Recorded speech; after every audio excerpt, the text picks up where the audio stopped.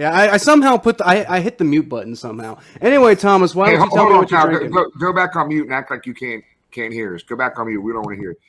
Hey, Thomas, man, does that he looks like Andy Dalton kind of, really? Dude. Oh yeah, no, like he like. No, stay muted. We're just talking about you. He had this love fest of Andy Dalton. It's kind of disgusting. Like this man, like literally. I came on this pod, Thomas, thinking I was talking to Andy Dalton. No, hey, I tell his wife all the time that. Oh no, here he goes, man. Like he got love fest. This man's obsessed with Andy Dalton. Like, all right, Kyle, we can put you back on a volume here. I want to get married to Andy Dalton. This man is a. I got to talk. He does look about like Andy Dalton, baby Andy Dalton. Kyle, can you hear us now? Yeah, you guys just out here trying to insult me. I take that as a compliment. That's my boy. My bad. We didn't know you could still hear us. What up, baby? Let's get rolling. I'm ready. What you drinking today, Thomas? Today I'm just drinking some hot tea. Hot tea? That's not a beer. I was told I was required to have an alcoholic beverage to come on this. Don't worry. I have some unhot twisted tea over there, but it's just that I always drink twisted tea. I haven't had time to stop at the bar, and I was just like, I'm saving all the drinking for this weekend.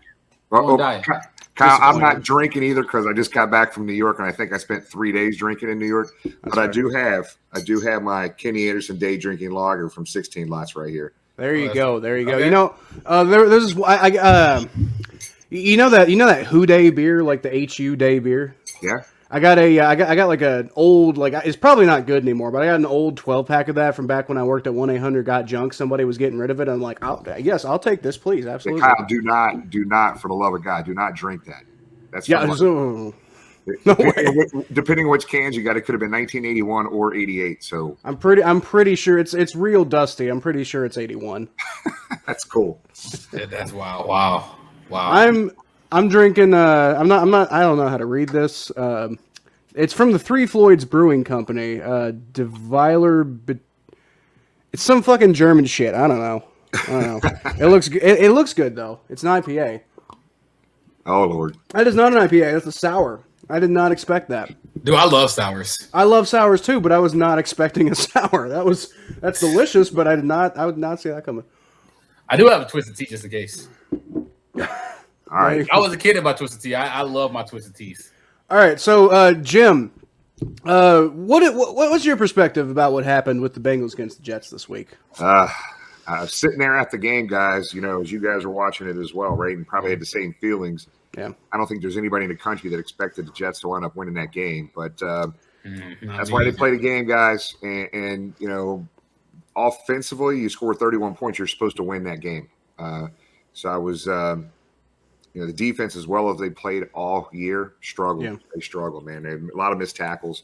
But you know what? That's their first bad game of the year, guys. So let's just refocus and get back on track this week is the big deal here. So that's pretty much the way I see it. At the end of the day, 5-3 is better than where a lot of people thought we were going to be this year. Now, I will say, even a couple of weeks ago, a lot of people were starting to be like, oh, well, they'll probably be 5-3 after this next couple of weeks. They thought it was the Ravens we were going to lose to, not the Jets. So the way I see it, it's like, I think we're on track. All we got to do, we got to get another win. The Ravens just got off a bye. So, I mean, we could still take the division right back. And, I'm not ready to panic at all. Tough loss, but just get back on track this week. Gets the city up north. Yep, and that's why that's actually why we wanted to have you on this podcast, because we're going to be coming up on, what is it, I forget which number it is, the 94th Battle of Ohio, I think. Yeah, it's mid-90s, mid-90s, something like that. I was just looking at that earlier. Oh, I was born in 94, so you know how it is. Born in 94 and seen a lot of I don't know what the Bengals Browns all-time record is, but I got to imagine it's pretty good since the Browns came back to the Bengals have Cleveland. A significant lead in the overall record, and the Bengals have won the last 13 out of 16 games played against the city up north as well, Kyle. Jim, the only Bengals Browns game that me and Thomas have actually been able to watch live together was back when we went to college at Ohio University. And it was the game where they just absolutely terrorized Johnny Manziel with throwing up the money signs. And it was such a great night for me, and such a very, very drunk night for Thomas. That was a long day for the Browns fans. That was a fun game to watch. Start to finish. I was at that game, and it was by the end of halftime. It was all Browns fans in there, all Bengals fans in there. So, man, Monday is going to be hard for y'all. You say that. Monday is going to be so hard for y'all, man. I mean, like I'm not gonna I know we look bad on Sunday. Like I know we look bad at Sunday, but like I just can't get out of my head. Like I did not want to do this podcast. Like I was like, we better lose the Steelers. They don't look like our offense is just not clicking at all. Hey Thomas, you know why your offense isn't clicking. You got the receivers, you got the running backs. You got the offensive line. You got two words that is killing you guys. Baker Mayfield didn't lose that game on Sunday. Baker Mayfield. Did you watch that game? I watched the replay. Baker Mayfield's that's Baker why Mayfield didn't lose that game though. Yeah, I get it. That's why you guys aren't going to win this week. I'm just saying because Baker Mayfield's the person who beat y'all last year. That's a true story, but it's different. I don't understand why y'all just going to ignore that. Like this dude completed 22 straight passes against y'all. We spent almost $200 million the last 2 years in free agency. Defense is different this year. Trust me. I mean, I get that, but like I'm just saying, the guy that you're saying that can't beat y'all in spectacular fashion last year, and I was there to watch that. I was there for both of them. Oh my God! I mean, like, look, man, like I'm not. You're not gonna shake the Baker Mayfield out of me. I'm a huge Baker Mayfield fan. In fact, last game. If you blame anybody last game, it was anybody but Baker Mayfield. You talking about a guy that's playing with a torn shoulder, giving his all. I wish freaking Jarvis Landry and Odell Beckham would give the same effort that Baker Mayfield is giving right now. I don't know if you've seen the game. But you watch the replay. But the three biggest plays for the Browns that made us lose the game last weekend was Jarvis Landry's 2 drops, his fumble, and Odell Beckham's drop. Any one of those plays, a catch, and any one of those plays, or a non-fumble, would completely change the whole landscape of the game. Well, you know what, Thomas? If you're going to give that to Jarvis Landry, then if Jamar Chase catches that touchdown against the Jets, we beat the Jets. So, well, yeah, that's what I'm saying. Then you don't get to come on here and talk trash. Is all I'm saying. I'm totally going to talk trash about Jarvis. Jarvis, get your shit together. Because unlike Jarvis, but he's the best receiver on your team. I know that's what. Regardless of health. What did I tell you, Kyle? What did I tell you last night when I called you? What did I say? I don't quite remember. I called Kyle, Mr. Jangle, Mr. Bengal Jim. Did I say right? Excuse me, Mr. BG, Mr. BG, BJ, BJ, BJ.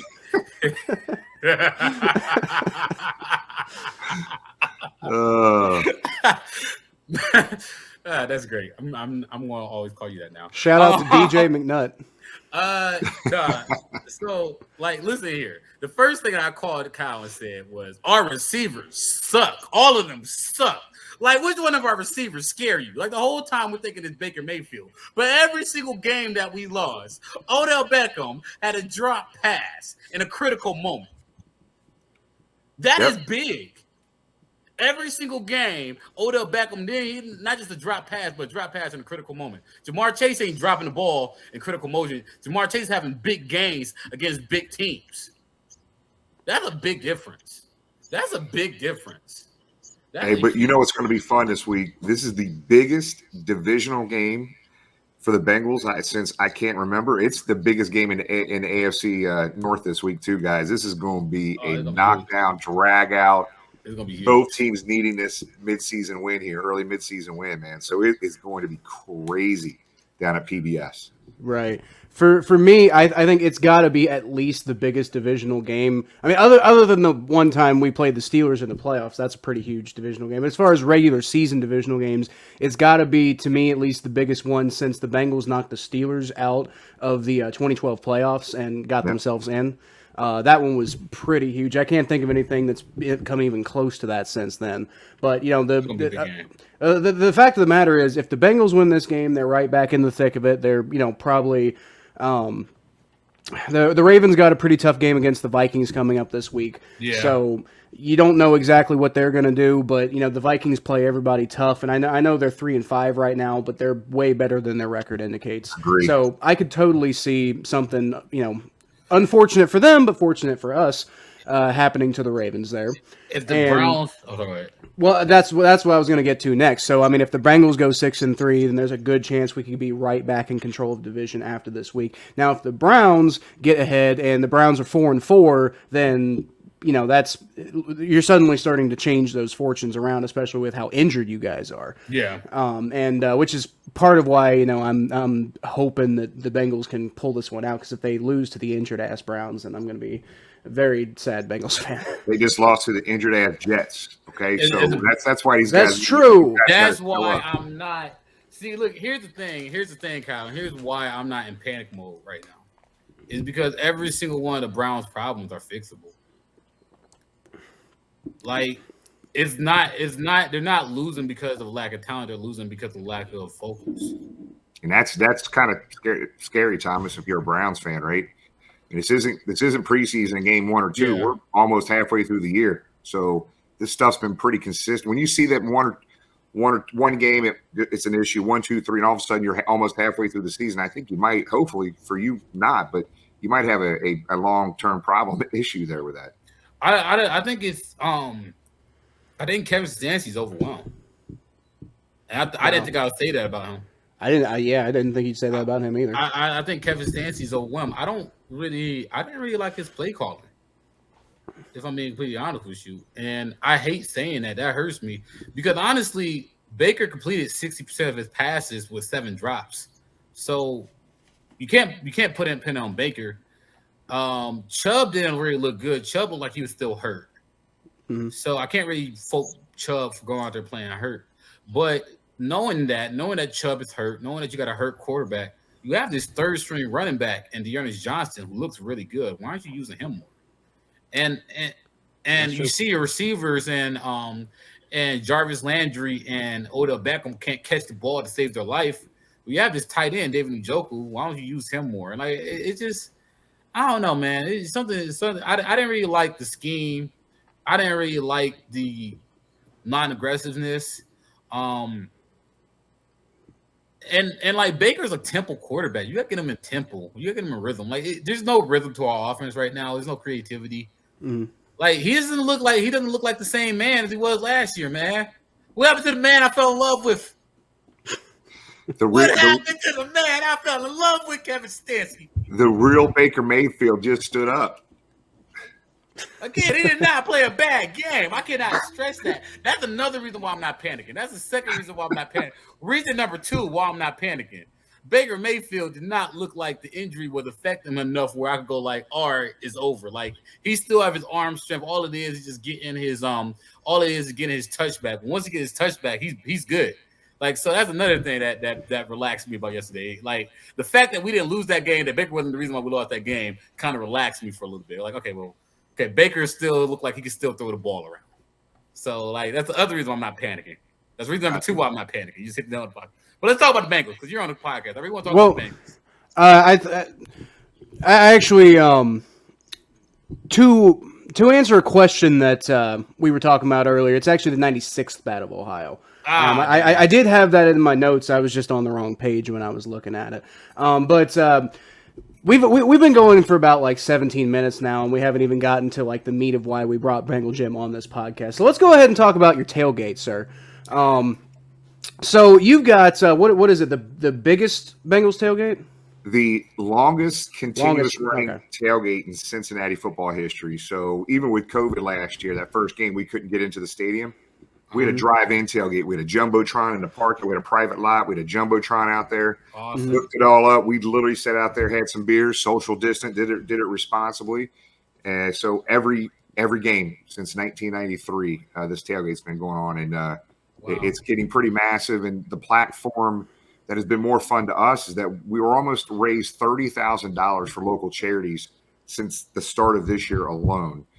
I mean, so if it wasn't for that tailgate platform, none of that happens for these local charities. It's an amazing thing, guys. It's we get a lot of Bengal players and former players come down tailgate with us. Current Bengal families come down T. Higgins' dad DJ'd our game, the Green Bay game. He's a DJ on the side. He came down and DJ'd for a couple hours.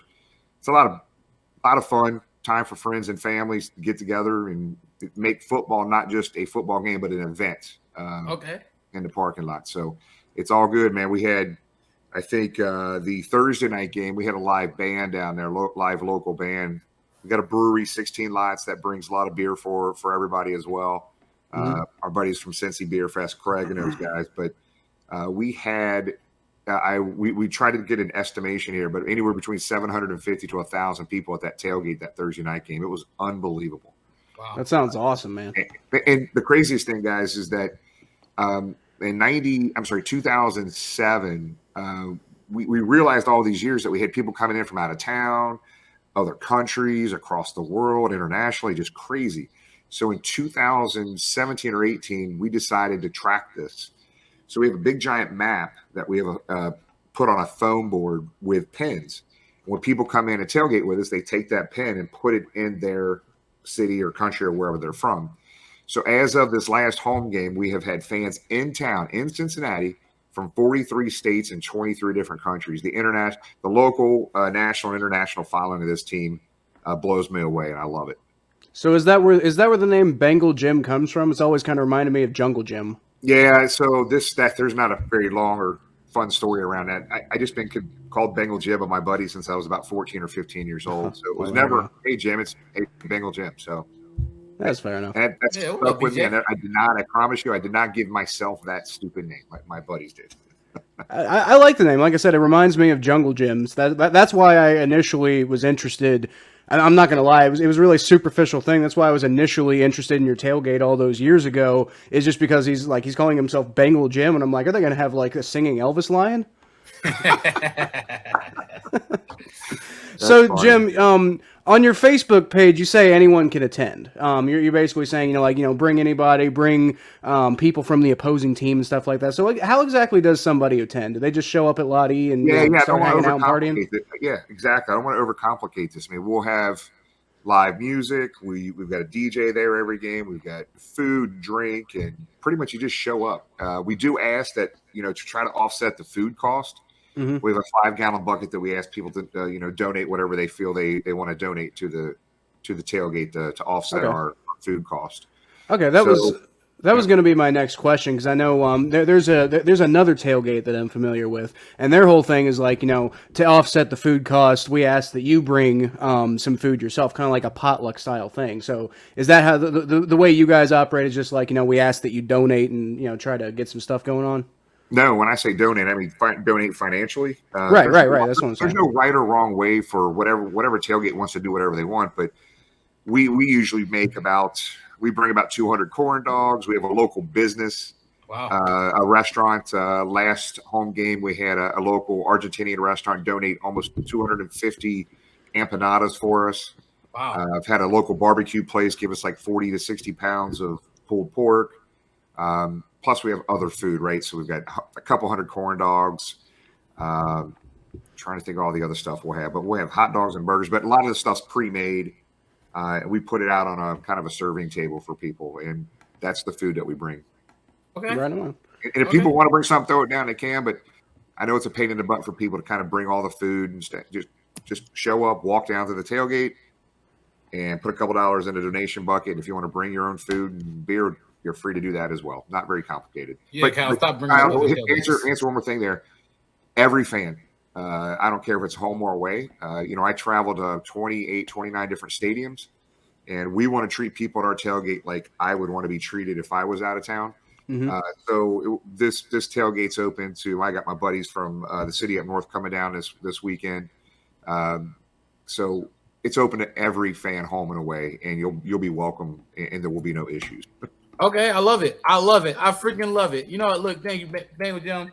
Man, you good people, man. I can't wait to meet you in person. I'm so excited about this week. It's gonna be fun.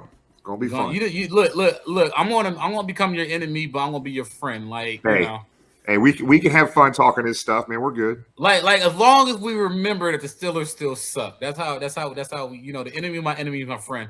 No doubt. Yeah. Hey Jim, was that My dad's got season tickets, so I've been lucky enough to been going to the games lately. And was that you? Like they do this fire safety exit video at one point. Is that you along with Bengals captain? And I think yeah, it was fun. So we were down there for probably 6 hours that day doing some game day stuff. It was me, the Bengalorian, Tony the Tiger, the Bengalorian. Yeah, he wears a Mandalorian suit of armor that's such a good dude. The Bengals. Cap and Jess were down there. So they literally had us walking all over the stadium to do an exit video basically for everybody. So it was fun. Yes, that was me and all those good folks too. Yeah. Who was the most famous Bengal you ever met? Oh, man, I don't know. Name one. I mean, Pete Johnson, Ken Anderson. I met all these guys. They tailgate with us. Anthony Munoz. I mean, James Brooks was my boy. You guys are too young you don't know about these guys. I know about Anthony Munoz. I went to his football camp when I was little. I could name Ernest Biner. I was getting ready to there you go. No, I'm big into Bengals history. I know, I could probably name at least 50% of the players on the roster from the 70s and 80s. That's awesome. Pretty much any year. I actually just started doing my YouTube channel. I'm doing live streams of the Bengals games for people who are out of town and can't watch and stuff like that. Don't necessarily get the Bengals, in whatever market they're in. And I've been basically doing some Bengals recaps and stuff. But one thing I was thinking about doing was because me and Thomas were both majored in history at Ohio University. So I was thinking about just putting out a bunch of videos recapping Bengals history and stuff like that. But honestly, that just ended up being way too much work. Yeah, Mr. Bengal Jim, you're talking to two how people say I'm a history thing, we both literally have degrees in history. So that's awesome. I always chuckle when people say, "Oh, you kids don't know about that. You kids don't know." But you got it's cool because I love history. I'm the same way, guys. I didn't major in that or get a degree in that at all, but yeah, I am just intrigued by Cincinnati football history, the Bengals. I mean, from how the organization got started, the whole thing that went down with the Browns and Paul Brown, and there's so much history around this team. And we focus a lot of that on our social media pages. Twitter is a really, really big following for us. Got a pretty decent following on Facebook, and so it's that history is a big part of what we're doing on our social media platforms as well. Man. I got one more question for you. What was the moment that you fell in love with the Bengals? Quick story. This is going to tell you how old I am, but I was 10 years old, 1981. Okay. Do the math. Okay. But my mom and dad were never into football. I just happened to turn on a football game at 10 years old, and it just happened to be the Bengals playing the Seahawks. And Bengals were losing 21-0 at halftime. They come back and win the game, and I have not missed a game since then. But I just fell in love. That was the year they changed the uniforms, the whole 9 yards. Okay. Right on, man. I think that's actually I want to say that's actually the year my dad started watching them too. Yeah. So that's definitely a good one to pick. Jim, I got one more question for you myself too. Sure. You said you're big into Bengals history, so I got a trivia question for you that I wonder if it's going to stump you or not. Hold on. Let's Thomas. What kind of wager we got on this? Am I going to get this one or not? Oh, you want to wager on it? I think you get it. I think you get it. I bet you one of these at the next tailgate Sunday. Okay, I think you're gonna get it. I think you got this one. All right, Kyle. Don't make it too hard. Come on, let's go. Well, that's why I was. Do whatever. I'm trying. I'm gonna stump you. Make it as hard as possible. Make it as hard. Go ahead, Jim. What was the name of the first professional football team in Cincinnati? It was the Celts. Damn it! Yeah. Okay. I didn't think you'd get it. All right, there we go. Yep. I can't tell you. I don't know how to pronounce. Is it the Celts or Celtics or something like that? The Celts is the proper name of the culture, but as far as how they pronounce the football team name, I don't know. Probably the Celts. Yep, that's what I think it is. Yeah. Although Cincinnati Celts kind of runs off the tongue, don't you think? I don't know. But anyway, guys, me and Thomas we've been saying it on this podcast, but me and Thomas are going to be live at Bengal Jim's Tailgate Experience in Lot E, right? Yes, sir. Lot E, and we're gonna be live streaming for the Battle of Ohio podcast there. We can't wait to meet all you guys out there. Me and my wife are gonna be setting up a table and grilling up people some pulled pork smoked quesadillas. I'm actually a big barbecuer, so I promise you that I don't know if the quesadilla is gonna be good, but I promise you that pulled pork's gonna be good. That quesadilla better be good. I don't know, man. I can't eat cheese anymore, so I wouldn't be able to tell you. It's gonna be all right. By the way, it's gonna be a fun day. All I know is it's gonna be fun. Thank you for coming on this, though. Man, you are amazing. Thanks, guys. I appreciate it. Thanks for having me on. You're so phenomenal. Like I just want you to know that you're very phenomenal for being here. Like, and that's coming from a Browns fan. No, I'm a nice guy. There's not too many nice guys up city up north, Kyle. We got Thomas though. He's good. Hey, there you go. I mean, like, it's not that we're not. I mean, I wouldn't say that we're not nice. It's just that people in Cleveland are always feeling like they gotta. People in Cleveland are always on their defensive because they're ready to get insulted. Yep, pretty much. That's the way to describe it. Yeah, it's not quite like Steelers fans who are just ready to tear you down because they feel like it. I hate Pittsburgh. Yeah, that we always hate Pittsburgh because why, Thomas? Because Pittsburgh still sucks. Damn right. All right, Jim. We really appreciate you having on. We really appreciate having you on, man. Everybody, go check out Bengal Jim's Tailgate Experience in Lot E for every Bengals home game. Definitely go check us out this Sunday for the Bengals Browns battle, the 96th Battle of Ohio. Me and Thomas are going to be down there live streaming. We'll make you some quesadillas. We'll give you a beer. We're going to have a good time. So, any last thoughts that you want to say, Jim? Nah, man. Thanks for having me on, guys. And Thomas, I apologize, buddy, but man, it's not going to go well for you guys this weekend. I'm going to leave it at that, Kyle. I don't apologize. Oh yeah, it's gonna be a fun Sunday. All right. It's gonna be a fun Sunday. Okay. All right, Jim. Mr. Bengal Jim. All right, guys. Really appreciate your time, man. Man, I appreciate it. Man, I didn't check the weather, man. I hope the weather's good. I look forward to seeing you guys. All right, cool. That'd be terrible if it wasn't. Kill a lot of our plans. All right, brother. We'll see you guys.